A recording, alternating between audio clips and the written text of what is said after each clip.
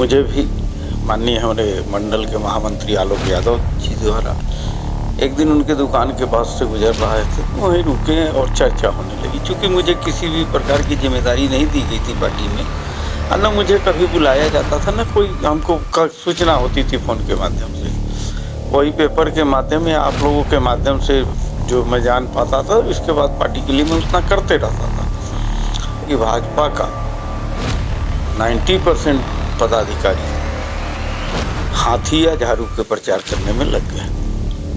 मुझे भी माननीय इसी बीच मैं रहता रहा हमेशा, बार बार ये लोग हमको कांग्रेसी माइंडेड है, वो कांग्रेस का आदमी है, ये सब अच्छी तरीके से जानते कि मैं हमेशा सेवा भावना के रूप में रहता हूँ, किसी लालच में नहीं, किसी दल या कहीं भी रहा। अचानक कुछ दिनों से भारतीय जनता पार्टी में लोग हमको एकदम किसी भी तरीके से हमसे कोई बात न करना, न किसी चर्चा, चुनावी बिगुल बजने के बाद भी कोई भी गाइडलाइन नहीं, जैसे वार्ड पार्षदों को गाइडलाइन दिया जाता है। नमस्कार, मेरा नाम सुनील सोनी है और आप पोलकुल पोस्ट देख रहे हैं। जैसा कि आपको बता दें, अभी जो है ये विधानसभा के चुनाव था। विधानसभा से चुनाव जैसे ही नज़दीक आया, हमारे साथ जुड़ेंगे वार्ड नंबर 4 के पार्षद परमेश्वर पटेल। बीजेपी में थे, इन्होंने रिजाइन देते हुए और सीधे जो है कांग्रेस का दामन फिर पकड़ लिया है। आइए जानने का प्रयास करेंगे कि आखिर ऐसा कौन सा कारण था कि बीजेपी में भी गए, कुछ महीने ही हो रहे हैं, उसको छोड़ने के बाद ज्वाइन करने के बाद फिर ये वापस कांग्रेस में आ गए। पहले तो अपना नाम बताइए, क्या नाम है? मेरा नाम परमेश्वर पटेल है। धन्यवाद दूंगा कि कम से कम आज आपने इस विषय पे चर्चा करना उचित समझा।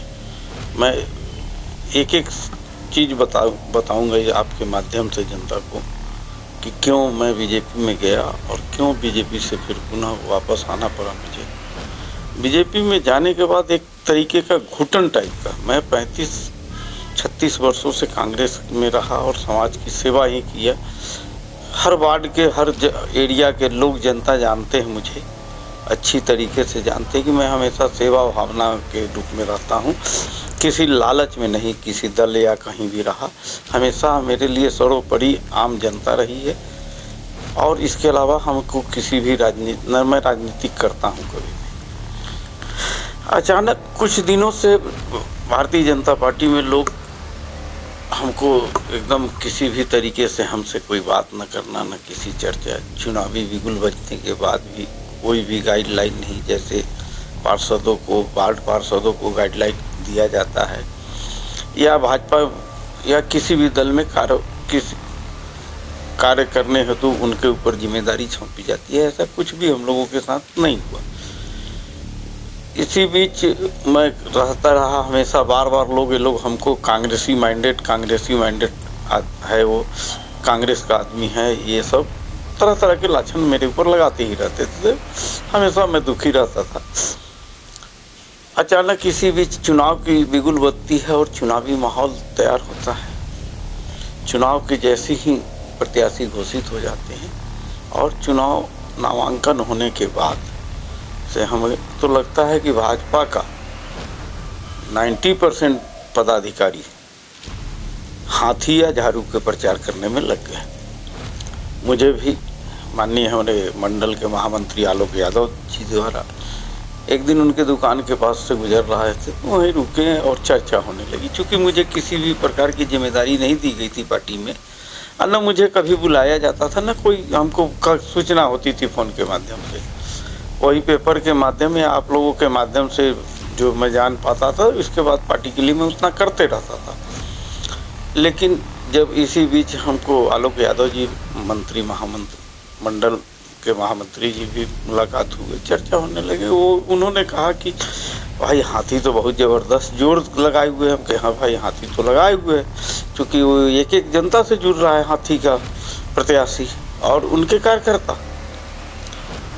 आप बोलिए क्या कैसा है? तो उन्होंने कहा कि हाथी अच्छा है।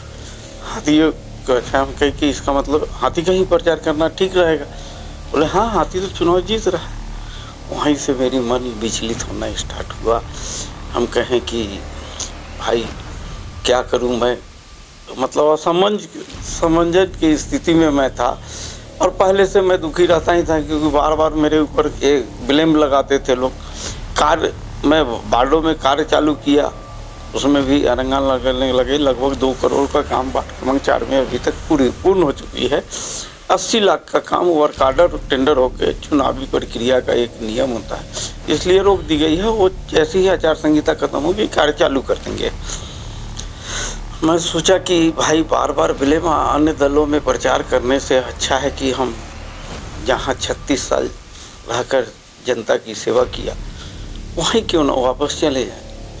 इसी बीच जो चुनाव संचालक के अध्यक्ष माननीय शेखर भाई थे, उन्होंने संपर्क हमसे, चूँकि वो भी एक पार्षद हैं वार्ड क्रमांक 9 के, चूँकि हमारा उन लोगों का हमेशा मिलना जुलना रहा और मेरे स्वभाव में रहा कि मैं कोई दल नहीं, मैं जनता समझ को सर्वोपरि मानकर रहता हूँ। कहीं भी कोई बात हो जाए मैं पहले पहुँचता हूँ, मुझे कोई दल से मतलब नहीं रहता। शेखर भाई ने हमसे कहा कि भैया कम से कम घर तो घर वापस आ जाइए, कितना जलील से होंगे। सही बात है। मुझे राम नरेश शाह एक पार्षद हैं जो 29 नंबर का बीएसपी से आए हैं, राम मिलन भारती जो वार्ड क्रमांक 2 के भारतीय जनता पार्टी के पार्षद हैं। इन लोगों के ऊपर हमेशा यही कटाक्ष होता है कि ये बीएसपी माइंडेड है, ये कांग्रेस माइंडेड। हमने यही उचित समझा, अपनी आत्मसम्मान को बचाते हुए। इससे अच्छा है कि किसी दल को प्रचार करने से अच्छा है कि अपने घर ही वापस चले जाओ, वहाँ कम से कम मान सम्मान से तो रहूँगा।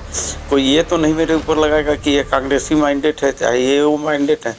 इसी कारण मैं तत्काल वहाँ से छोड़ के कांग्रेस ज्वाइन कर लिया। क्योंकि मैं बताऊँ, माननीय जिला अध्यक्ष महोदय ने पेपर के माध्यम से जानकारी मिली है कि मुझे और प्रवीण तिवारी जैसे को निष्कासन किया गया है। मैं आपके माध्यम से बताना चाहूँ, मैं भारतीय जनता पार्टी के सिंबल से चुनाव जरूर लड़ा, लेकिन मुझे आज तक पार्टी की सदस्यता का पर्ची नहीं काटी गई, ना मुझे सदस्यता दी गई है। तो कहीं ना कहीं ये सारी बातें थी और जुड़े भी थे हमारे साथ परमेश्वर पटेल। ये बात कहना गलत नहीं होगा कि जिस प्रकार से इस बार जो विधानसभा 80 का चुनाव हुआ है, लोगों ने खुलकर पार्टी में रहकर विरोध वाला काम किया है। नाम नहीं लेना चाहेंगे किसी का भी हो, लेकिन खुलकर लोगों ने जमकर वोटिंग जो है इधर से उधर किया है और पार्टी के ही लोगों ने किया है। लेकिन कहीं ना कहीं सवाल ये भी खड़ा होता है कि आखिर ऐसा हुआ क्यों, उसका रीज़न क्या रहा कि आपको एक तरफ सब नेगेटिव। और आज से नहीं शुरू, हालांकि आप मोहताज भी नहीं है, क्योंकि अगर देखा जाए कहीं ना कहीं इनको मृत्यु प्रमाण पत्र के नाम से हम लोग मजाक में बुलाते भी हैं, और एक जन्म प्रमाण पत्र के नाम से उनको बोला जाता है विमल गुप्ता है 4 नंबर। अगर कोई भी जन्म लेता है तो पहले उन्हीं से मिलता है कि वो सर्टिफिकेट बनवाना है, तो इसलिए उनको लोग नाम से पुकारने लगे विमल गुप्ता को जन्म प्रमाण पत्र। और इनको तो हालांकि ये मोहताज नहीं है किसी के पर्चे का, क्योंकि किसी की भी मृत्यु होती तो पहले ही इनको ढूंढते थे, इसलिए इनको प्यार से लोग मृत्यु प्रमाण पत्र बोलते हैं। आखिर ऐसा कौन सा कारण रहा कि लोग शुरू से, जब से ही आप ज्वाइन किए उसके बाद से ही जो है आपको एकदम नेगलेक्ट करते चले आए लगातार? नहीं, शुरू से नहीं, शुरुआती दौर में तो अच्छे रहे।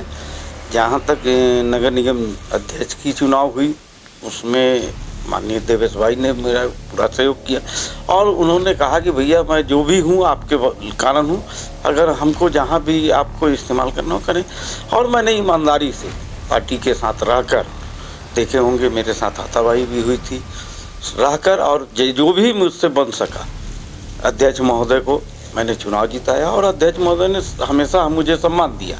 लेकिन पार्टी के और कार्यकर्ता अध्यक्ष महोदय के यहाँ मीटिंग हुई तो न मुझे बुलाया जाता था।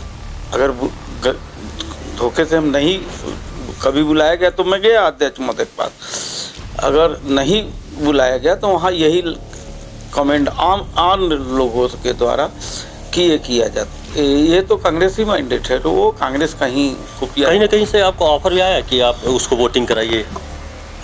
कहीं से ऑफर भी आया कि आप वोटिंग कराइए? नहीं, कोई ऐसा नहीं ऑफर आया। वही आलोक भाई से हमारी रास्ते में चलते चलते बात हुई महामंत्री मंडल अध्यक्ष ने, और उन्होंने जो कहा कि इसके हमने बयान में बोला है, उन्होंने कहा कि हथिये ठीक है, हथिये को किया जाए। जैसे ही आप सदस्यता ग्रहण किए तो कुछ लोगों का फ़ोन भी आया होगा? हाँ, फोन आया। किसका आया बताएंगे? इसमें नाम लेना उचित नहीं है। में ऐसे किसी व्यक्ति का फोन आया हो, कुछ बोले हो तो आप बात किए? नहीं, हमसे कोई भी वो नहीं है। जो भी लोगों ने हमको फ़ोन किया, चाहे जिस भी दल से रहे हों, बधाई ही दिया कि बहुत अच्छा निर्णय लिया आपने और बहुत अच्छे ढंग से आप अपने कार्य में, चूँकि आप यहाँ कार्य कर नहीं पा रहे थे क्योंकि बार बार बाधाएं पहुँचाई जाती थी आपको, आप अब स्वतंत्र रूप से हो गए हैं और आप पुनः उसी तरह काम करेंगे जिस तरीके से पूर्व में कांग्रेस में रहकर आपने कार्य किया। जैसे अभी पार्षद बीजेपी में है, जैसे अभी आप बोले कि 2 करोड़ का लगभग काम हो चुका है, कोई बाधा काम में आएगी? कोई बाधा नहीं आएगी। नहीं, नगर निगम एक्ट में कहीं ऐसा नहीं है कि हम दल बदल कानून हमारे ऊपर लागू, न कहीं ये है कि मुझे कोई बाधा कर सकते हैं। मैं बता दूं कि मैं कंटिन्यू लगातार 4 वर्ष पंचवर्षीय का पार्षद हूँ, तो मुझे एक्ट और कानून की जानकारी है। तो ये हमारे साथ जुड़े हुए थे परमेश्वर पटेल, पार्षद हैं वार्ड नंबर 4 के। हालांकि लगातार 8 नंबर से लड़ते आए हैं और ऐसे ही जो है बोल रही जो है सेवा करते ही रहेंगे लोगों के निरंतर। बने रहें। कैमरामैन गोविंद मल्ला के साथ सुनील सोनी, धन्यवाद।